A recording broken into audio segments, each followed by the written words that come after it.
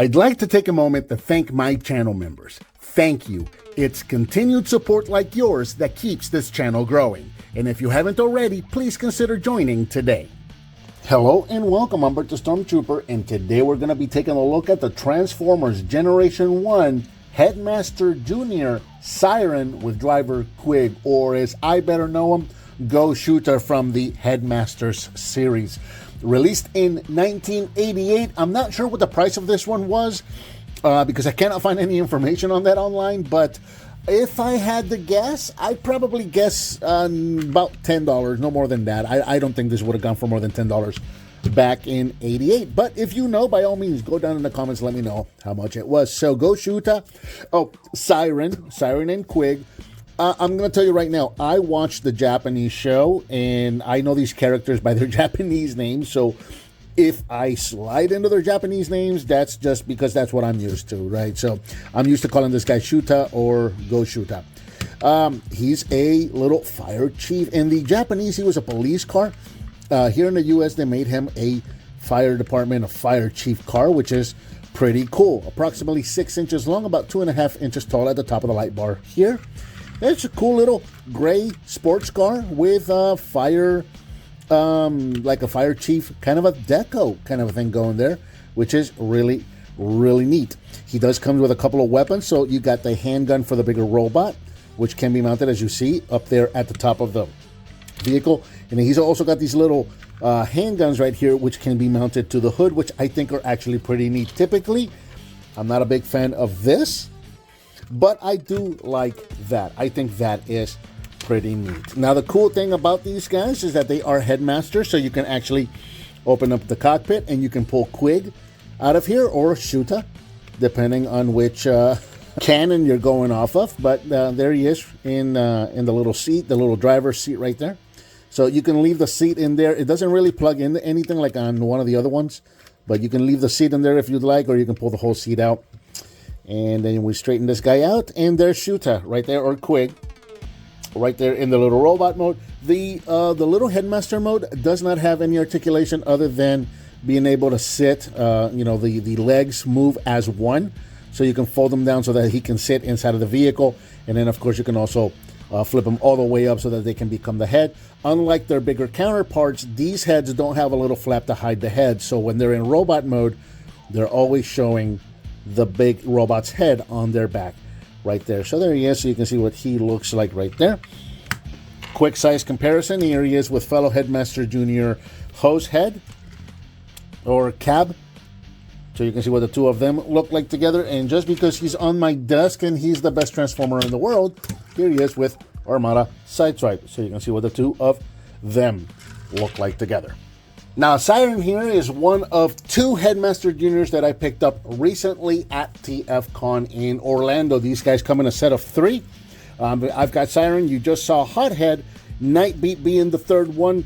Treebot picked that one up. That was one of his grails. So we did split up the set, which is kind of a sad thing to say, but it couldn't have gone to a better person because it was just one of his grails, just one figure that he's been looking for and he's been very excited about. So, Treebot, I hope you're enjoying Nightbeat. I certainly am enjoying SIREN and Hosehead, or Shuta and Cab. Getting ready to transform the figure, we are going to take off all of the little weapons. We're going to take off the Headmaster, which we've already done, and we're going to go ahead and remove the little seat right there. We can go ahead and prepare the head, so let's do that first.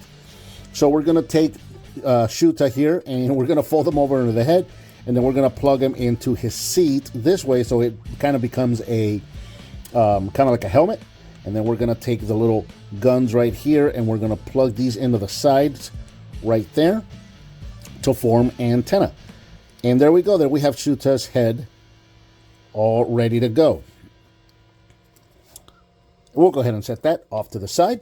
Now, transforming the body, go ahead and open up the cockpit here. You also want to open up the back window there, which I guess is a neat feature. You can kind of pretend that he's got an actual working trunk in vehicle mode, so that's actually pretty cool. Go ahead and open both of these up. Take the whole front of the car right here. We're going to flip this over, and then you can bring that window down, bring that window all the way up like that. Take the rear quarter panels of the car right here. We're going to split these, and these are going to come out and down. Can bring out the elbows just a little bit. And there we have the body pretty much ready to go. We'll go ahead and open up the chest piece here so that we can see his stats. Bring in Shuta and plug him into his transector. And we can see that he's got about a 5 in speed, a 6 in strength, and about an 8 in intelligence.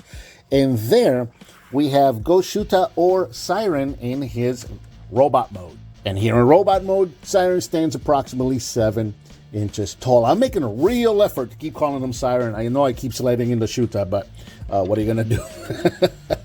We'll give him his weapon. And there you go. There he is in his robot mode. Pretty neat. One of the problems, one of the issues that I always had with these figures when I was a kid, I didn't have these as a kid. My little brother had Hose Head. And I remember thinking about the later Transformers, is that they tended to do the thing with the legs where they were just a unileg.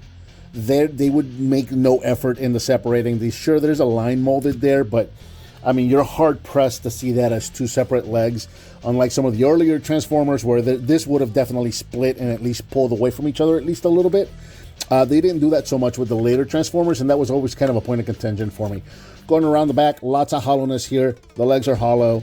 The bottom is hollow there. But there you go. That's him in robot mode. Articulation-wise, not a whole lot going on. The head doesn't move. Legs don't move. Hips don't move. The arms can go... What was that? The arms can go forward and backwards, all the way around. They can go in and out a little bit, and they can bend at the elbow.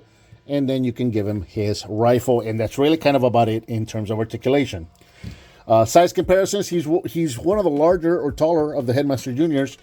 Here he is next to Hose Head, so you can see what the two of them look like together. And then here he is, just in case my phone lines go down. I always have G1 Optimus Prime at my desk and at the ready, so you can see what the two of them look like together. And Shuta is actually taller than Optimus Prime, which is kind of nuts. Very cool figure. Very happy to get this guy and add him to my collection, because I've been wanting to get, remembering my brother having Hose Head, I've been wanting to get the Headmaster Juniors for quite some time, and being able to get 2 out of the 3 in at least the Autobot ones, being able to get 2 out of the 3 in one shot like this was actually really cool. So cool figure. This one is for the G1 hardcore collectors like myself. Not a great figure, but it is a cool piece to have in your collection, especially when it's complete in a really good shape like this one. And I think that about does it for Transformers Generation 1 Headmaster Jr. Siren with Headmaster Quig, or Ghost Shuta if you follow the Japanese cartoon. What did you think of this figure? Let me know down in the comments. Give me some thumbs up. Subscribe, share with your friends if you like what you see. Thank you so much for watching, and I'll talk to you next time.